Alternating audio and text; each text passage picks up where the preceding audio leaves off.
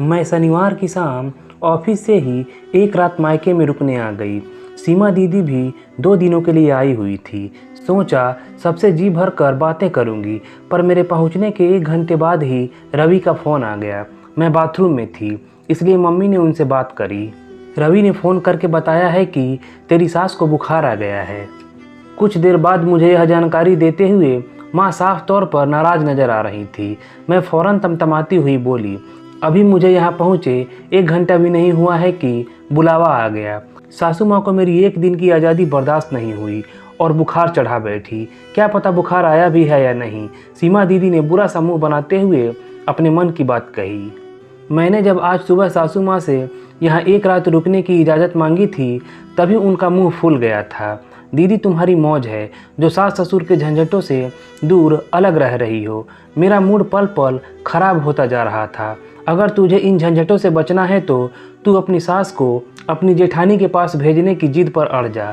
सीमा दीदी ने वही सलाह दोहरा दी जिसे वे मेरी शादी के महीने भर बाद से देती आ रही हैं। मेरी तेज तर्रार जेठानी के पास न सासू माँ जाने को राजी है और न बेटा भेजने को। तुम्हें तो पता ही है, पिछले महीने सास को जेठानी के पास भेजने को मेरी जिद से खफा होकर रवि ने मुझे तलाक देने की धमकी दे दी थी। अपनी माँ के सामने उनकी नज़रों में मेरी कोई वैल्यू नहीं है दीदी।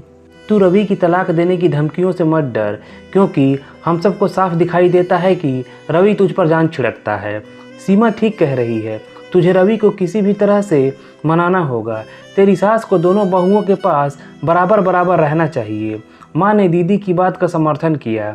मैंने गहरी सांस छोड़ते हुए कहा, माँ फिलहाल मुझे वापस जाना होगा।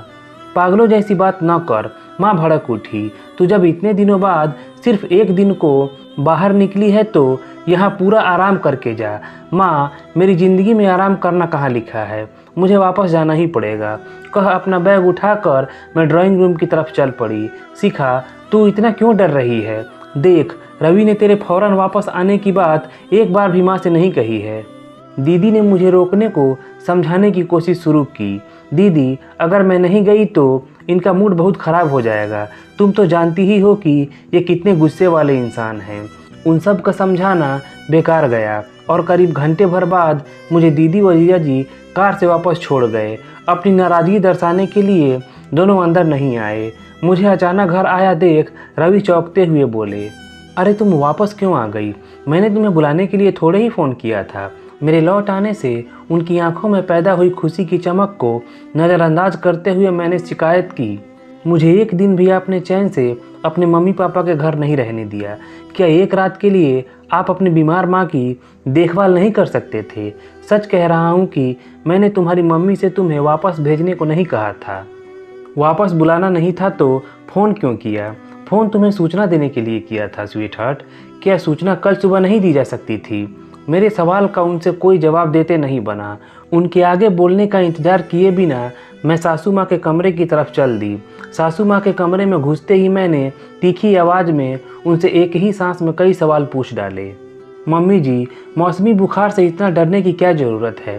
क्या एक रात के लिए आप अपने बेटे से सेवा नहीं करवा सकती थी? मुझे बुलाने को क्यों फ़ोन करवाया आपने? मैंने एक बार भी रवि से नहीं कहा कि तुझे फ़ोन करके बुला ले। इस मामले में मेरे ऊपर चिल्लाने की कोई ज़रूरत नहीं है बहू। सासू माँ फ़ौरन मुझसे भिड़ने को तैयार हो गई। मेरा दिमाग ख़राब है जो आपकी बीमारी की खबर मिलते ही यहाँ भागी चली आई। जिस इंसान के पास इतनी जोर चिल्लाने और लड़ने की एनर्जी है वह बीमार हो ही नहीं सकता है। मैंने उनके माथे पर हाथ रखा तो मन ही मन चौंक पड़ी, क्योंकि मुझे महसूस हुआ मानो गर्म तवे पर हाथ रख दिया हो। तू मुझे और ज़्यादा तंग करने के लिए आई है क्या? देख मेरे ऊपर किसी तरह का एहसान चढ़ाने की कोशिश मत कर। उनकी तरफ से पूरा ध्यान हटाकर मैं रवि से बोली, आप खड़े खड़े हमें ताड़ क्यों रहे हो? गीली पट्टी क्यों नहीं रखते हो मम्मी जी के माथे पर? इन्हें तेज बुखार है। मैं अभी गीली पट्टी रखता हूँ, कह वे हड़बड़ाए से रसोई की तरफ चले गए। मैं आपके लिए मूंग की दाल की खिचड़ी बनाने जा रही हूँ।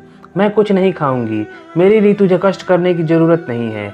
वे नाराज़ ही बनी रही। मैं भी फ़ौरन भड़क उठी। आपको भी मुझे ज़्यादा तंग करने की ज़रूरत नहीं है। पता नहीं मैं क्यों आपके इतने नखरे उठाती हूँ। बड़े भाई साहब के पास जाकर रहने में पता नहीं आपको क्या परेशानी होती है। तू एक बार फिर कान खोलकर सुन ले कि यह मेरा घर है और मैं हमेशा यहीं रहूँगी। तुझसे मेरे काम ना होते हो तो मत किया कर। बेकार के चकचक से मेरा समय बर्बाद करने के बजाय ये बताइए कि चाय पिएंगी। मैंने अपने माथे पर यूँ हाथ मारा मानो बहुत तंग हो गई हूँ। तू मेरे साथ ढंग से क्यों नहीं बोलती बहू? यह सवाल उन्होंने कुछ धीमी आवाज़ में पूछा। अब मैंने क्या गलत कहा है? तू चाय पीने को पूछ रही है या लठ मार रही है? आपको तो मुझसे ज़िंदगी भर शिकायत बनी रहेगी। मैं अपनी हंसी नहीं रोक पा रही थी, इसलिए तुरंत रसोई की तरफ चल दी। मैं रसोई में आकर दिल खोल कर मुस्कुराई और फिर खिचड़ी व चाय बनाने लगी। कुछ देर बाद पीछे से आकर रवि ने मुझे अपनी बाहों में भर लिया और भावुक होकर बोले, माँ का तेज बुखार देखकर मैं घबरा गया था। अच्छा हुआ जो तुम फौरन चली आई। वैसे वेरी सॉरी कि तुम एक रात भी मायके में नहीं रह पाई। तुमने कब मेरी खुशियों की चिंता की है जो आज सॉरी बोल रहे हो? तुम जबान की कड़ी हो पर दिल की बहुत अच्छी हो। मैं सब समझ रही हूँ। अपनी बीमार माँ की सेवा कराने के लिए मेरी झूठी तारीफ करने की तुम्हें कोई ज़रूरत नहीं है। नहीं, तुम सचमुच दिल की बहुत अच्छी हो। कमरे में मेरे लौटने से पहले सो मत जाना। अपने प्रोग्राम को गड़बड़ कराने की कीमत तो पक्का मैं आज रात को ही वसूल करूँगी।